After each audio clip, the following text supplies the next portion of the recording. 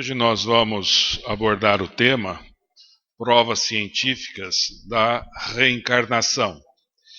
E quando nós buscamos no livro dos Espíritos algum subsídio para nós falarmos, nós vamos encontrar nessa pergunta 221 de Allan Kardec: dever-se-ão atribuir a uma lembrança retrospectiva o sentimento instintivo que o homem, mesmo quando selvagem, possui da existência de Deus e sobre o pressentimento da vida futura? Será que nós devemos atribuir simplesmente o sentimento instintivo? E aí então os espíritos respondem: é uma lembrança que ele conserva do que sabia como espírito antes de encarnar, mas o orgulho humildemente abafa este sentimento. E quando nós olhamos o tema reencarnação, nós vamos ver que o homem sempre teve dentro de si esta crença ou esta lembrança de existências passadas ou lembranças que ele conservou de outras experiências. Vamos ver, por exemplo, na Índia, onde nós tivemos 1500 anos antes de Cristo, os livros védicos: se vos entregardes aos vossos desejos, só fareis condenar-vos a contrair ao morrerdes novas ligações com outros corpos e com outros mundos. Isto 1500 anos antes de Cristo. Já existia então a ideia da reencarnação. Vamos ver no Egito, uma civilização muito importante da nossa humanidade.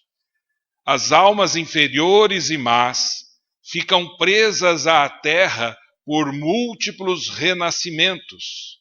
Porém, as almas virtuosas elevam-se às esferas superiores, onde recobram a vida das coisas divinas.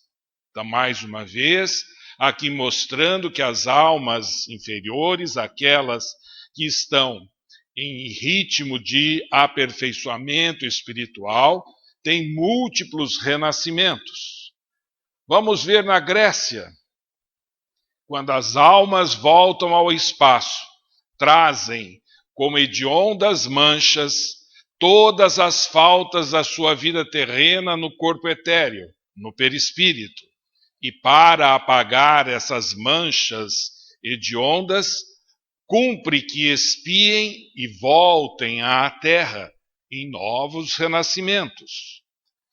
Vamos ver entre o povo hebreu, antes do Cristo, em Job, ou seja, no Velho Testamento, quando o homem está morto, vive sempre.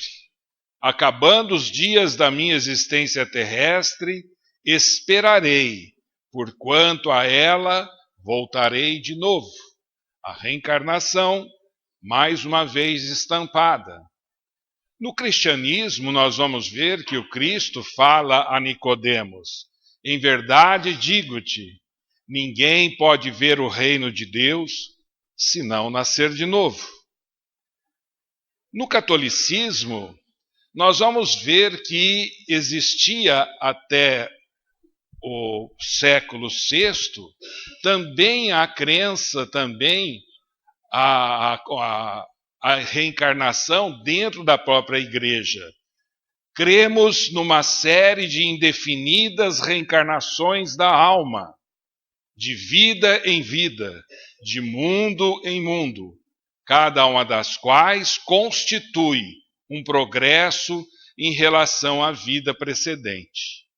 No entanto, após o Concílio de Constantinopla, no ano de 543, por uma solicitação da esposa de Justiniano, que era o imperador, o Papa Virgílio, neste concílio, condenou a doutrina das vidas sucessivas e da pré-existência da alma para admitir uma vida única. Então, a pedido da esposa do imperador. E por que isso?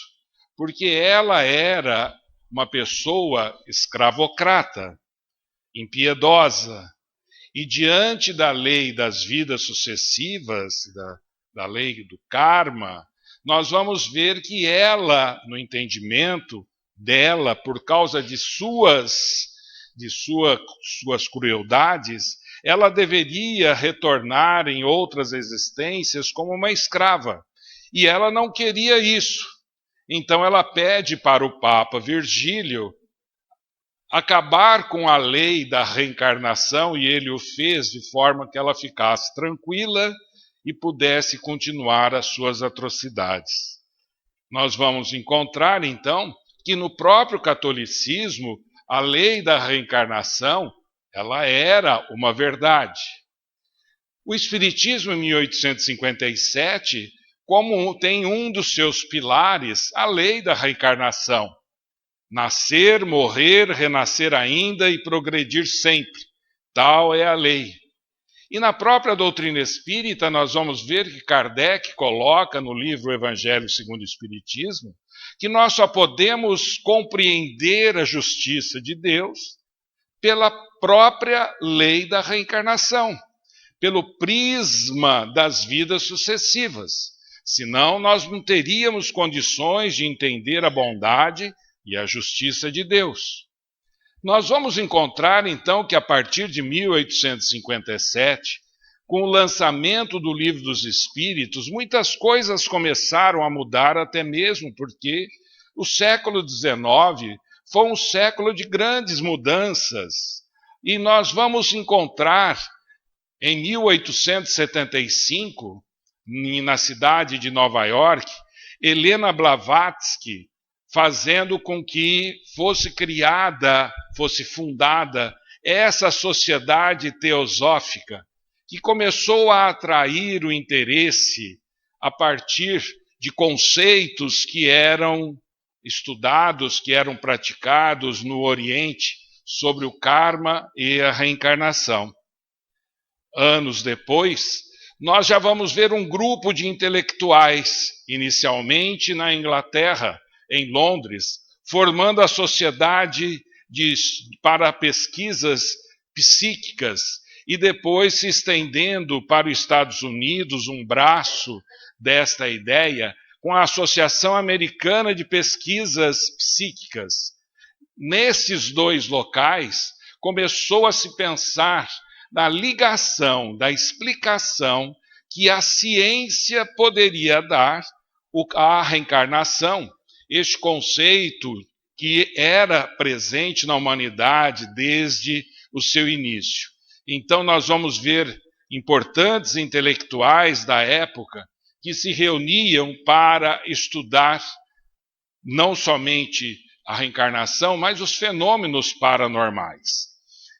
Então nós vamos encontrar que esse interesse ele começou a ficar muito forte. No entanto, o interesse científico e com bases de estudo começou realmente a se intensificar a partir da segunda metade do século passado, com a divulgação das experiências de regressão da memória sob hipnose, que levavam os pacientes a descrever detalhes de vidas passadas. Então nós vamos encontrar que houve ao longo do tempo um amadurecimento da humanidade, dos próprios intelectuais, dos próprios pesquisadores, para buscar meios de estudar a reencarnação. Nós vamos encontrar vários estudiosos a partir de meados do século passado, como, por exemplo, o Dr. Stevenson, nos Estados Unidos, Dr. Banerjee, na Índia, Dr. Tucker, que após o desencarne de Stevenson, assumiu a cadeira de estudos a respeito da reencarnação, Brian Weiss, no Brasil, Hernani Guimarães Andrade. Vamos ver Ellen Wambach, uma médica também americana, todos eles estudando a partir de meados do século passado, de forma científica, por meios de observações e de comprovações das informações que eles tinham à reencarnação. Vamos ter Dr. Raymond Moody Jr. e vamos ter Carol Bauman, também nos Estados Unidos, estudando, muito embora Carol Bauman se dedica ao estudo das informações vindas das crianças, inclusive com os seus conflitos infantis. Agora, quais foram os temas que motivaram esses pesquisadores a estudarem a reencarnação? Lembranças espontâneas de vida passada, normalmente vindas de crianças entre 3 e 7 anos, e segundo o Dr. Stevenson, a partir dos 7 anos, as crianças praticamente perdiam esta lembrança de algo que houvesse acontecido com ela em vidas passadas, regressão de memória por hipnose, uma terapia utilizada na área da psiquiatria, a terapia de vidas passadas, dons incompatíveis com o desenvolvimento intelectual, conhecimento inato ou precoce de línguas estrangeiras, precocidade de conhecimento intelectual, semelhança física, marcas e cicatrizes físicas. Esses eram os temas, ou foram os temas explorados por esses investigadores a partir de meados do século passado, com o Dr. Banerjee, com Stevenson e no Brasil com Hernani Guimarães. Nós vamos encontrar que Dr. Stevenson, ele é considerado um dos maiores investigadores sob o ponto de vista da ciência sobre a reencarnação. Ele apresenta uma grande variedade de livros e nós vamos encontrar que ele tem neste livro 20 casos sugestivos de reencarnação. Tem várias passagens que ele cita, e nós vamos ver este caso de uma indiana chamada Swarnlata, que ela estava juntamente com seu pai em uma viagem, e ela teve, ou ela demonstrou naquele momento para o seu pai, uma lembrança espontânea de uma vida passada. Quando ela passava por uma cidade, na viagem de volta da viagem que eles haviam feito, e ela tinha apenas 3 anos de idade, quando passam por uma cidade chamada Katni, ela inesperadamente pede ao chofer do caminhão em que viajava para virar para a estrada, porque aquela estrada que ela apontava conduziria o caminhão e ela para a sua casa. Mas ela não morava em Katni juntamente com a sua família. Ela morava numa outra cidade, no distrito de Pradesh. Ela morava em Chhatapur. Então nós vamos ver que ela teve esse ímpeto de pedir, aos 3 anos de idade, que ele mudasse a rota e entrasse nesta cidade chamada Katni. E quando entram nesta cidade, eles se reuniram para tomar um chá. E ela vira para todos aqueles que ali estavam e para seu pai, que eles poderiam beber um chá muito melhor em sua casa, que estava ou que era ali que ficava nas imediações.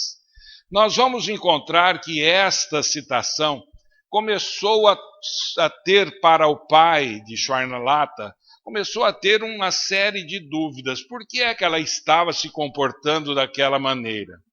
E ele ficou sabendo mais tarde que quando ela estava juntamente com seus colegas na sua cidade, no distrito de Pradesh, ela havia comentado sobre fatos que haviam ocorrido com ela em outras existências.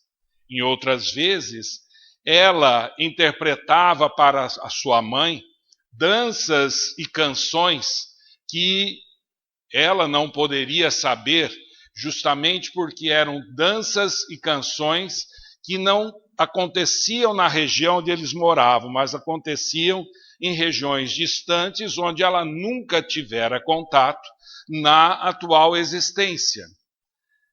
E em 1958, quando ela tinha ao redor de 9 anos, 10 anos, ela se encontra com uma senhora daquela cidade Katyn, que ela diz ter vivido.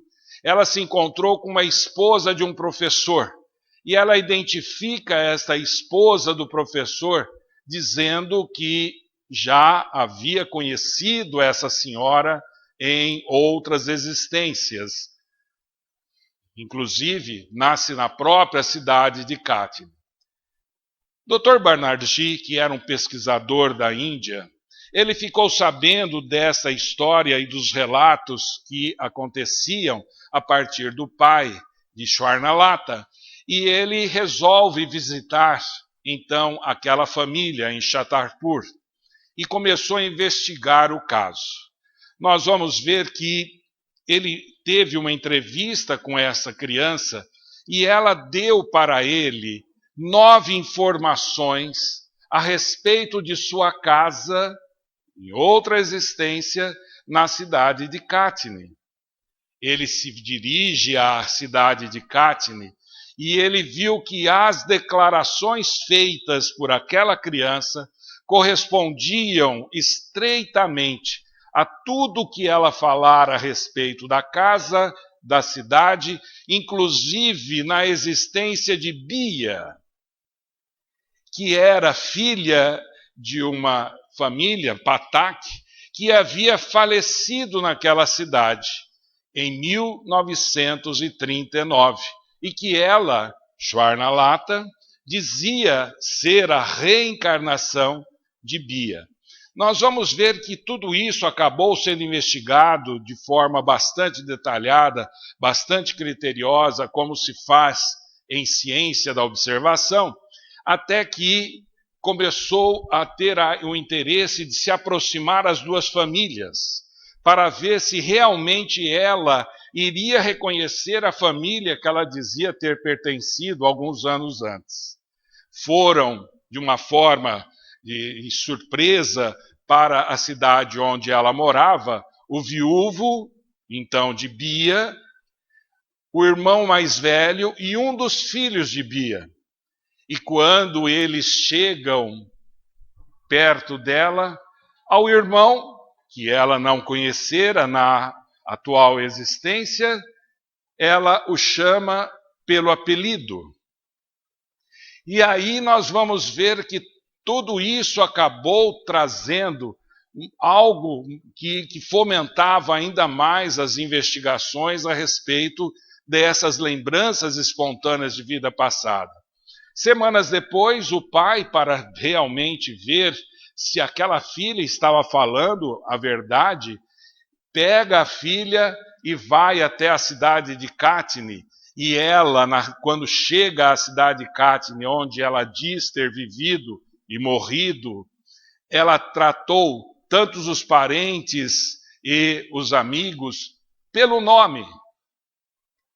Lembrou dos episódios domésticos e tratou os seus filhos de outra existência que acontecera anos antes como uma intimidade, com a intimidade de uma mãe. E nessa época ela tinha apenas 11 anos. Então nós vamos ver que estes fatos de lembranças de vidas passadas, que estão relatados nos inúmeros livros do Dr. Ian Stevenson, também do Dr. Banerjee, também citações que acontecem no nosso livro nacional, do Dr. Hernani Guimarães Andrade, são fatos que sugerem a reencarnação. Por que sugerem a reencarnação? Porque em ciência nós vamos ver que nós temos aquilo que é mensurável, medido, e o que é subjetivo somente por uma fonte muito grande de informações e informações coincidentes, nós levamos então a concluir que aqueles fatos sugerem ou dão evidências fortes ou não para determinada coisa. E nós vamos ver que essas experiências e lembranças espontâneas de vida passada dão sérias ou intensas evidências de que a reencarnação existe, porque essa criança de 3 anos, como tantas outras que foram estudadas, mais de 2.600 pelo professor Ian Stevenson, não poderiam de forma nenhuma ser invenção daquelas crianças na sua fase ainda bastante inicial. Outros pontos que também levam às evidências da reencarnação e sugerem a existência da reencarnação são os dons e conhecimentos incompatíveis com o desenvolvimento intelectual. E todos vocês já ouviram falar de um compositor chamado Mozart, que aos 4 anos de idade compôs a sua primeira sonata. Aos 7 anos, a sua primeira ópera. E aos 12 anos compôs as suas 2 óperas completas. Podemos falar também de alguma coisa mais recente, como, por exemplo, de Akiana Kramaric, que é uma autodidata em pintura artística. Essa é uma pintura que ela fez do Cristo na sua imaginação, e ela começou a desenhar aos 4 anos de idade. Pinta desde os 6 e compõe poesias desde os seus 7 anos. Podemos também ver a Kriti Jaswal, uma criança prodígio que ganhou a fama na Índia, onde nasceu, como médico, apesar de nunca ter feito curso de medicina. Com 5 anos já estava lendo um livro de Shakespeare, um autor inglês, e aos 7 anos executou uma cirurgia a uma menina de 8 anos, que havia ficado com os dedos colados após ela sofrer uma queimadura, e a cirurgia foi realizada com sucesso. Podemos ver também Tsung Tsung, menino chinês de Hong Kong que toca piano desde os 3 anos de idade. Podemos ver também Jacob Barnet, que quando tinha 2 anos, ele foi diagnosticado com autismo moderado e considerado um caso perdido para os médicos. E segundo eles, o garoto provavelmente nunca teria capacidade de falar, ler ou executar atividades diárias básicas. Mas desde os 8 anos, ele estuda matemática de nível superior. Entrou na faculdade aos 11 anos de idade e com 14 anos ele foi cotado para receber o Prêmio Nobel de Física. E quando nós vemos estas informações de dons e conhecimentos que são incompatíveis com a idade, nós também buscamos em O Livro dos Espíritos a informação na questão 219, em que Kardec fala qual é a origem das faculdades extraordinárias dos indivíduos que, sem estudo prévio, parecem ter a intuição de certos conhecimentos, como as línguas, o cálculo, etc. E os espíritos respondem: lembrança do passado, progresso anterior da alma, mas do qual ela mesma não tem consciência. De onde queres que elas venham? Os corpos mudam, mas o espírito não muda, embora troque a vestimenta.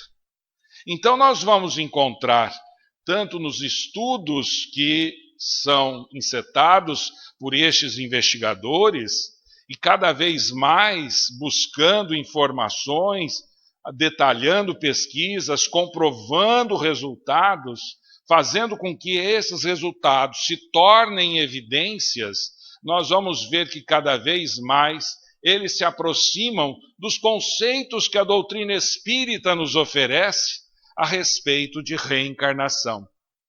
E doutora Marlene Nobre, ex-presidente, já que ela desencarnou, das associações médico-espíritas, tanto do Brasil como a internacional, ela fala que esses casos que geraram todas estas pesquisas, não podem ser menosprezados pela ciência. Pela ciência nunca serão, já que a ciência não é nem materialista, nem espiritualista. Ela é o que é. O que acontece é que os cientistas são fortemente armados por um estilo de vida que é, sobretudo, materialista. O preconceito nesta área é tão ou mais intenso que o preconceito religioso. Por isso, as pesquisas realizadas não são repetidas. Mas os investigadores, e hoje liderados pelo Dr. Tucker nos Estados Unidos, eles continuam a pesquisar, continuam a dar informações, porque é um assunto que fomenta realmente algo que vai dar para nós um novo direcionamento para a vida. O próprio Dr. Ian Stevenson, que desencarnou por causa de uma pneumonia, uma doença nos pulmões, ele falava que o interesse dele em estudar a reencarnação não era somente o estudo em si, mas era querer compreender a própria vida e o próprio sofrimento da humanidade. E Francisco Cândido Xavier nos fala: reencarnar é recomeçar.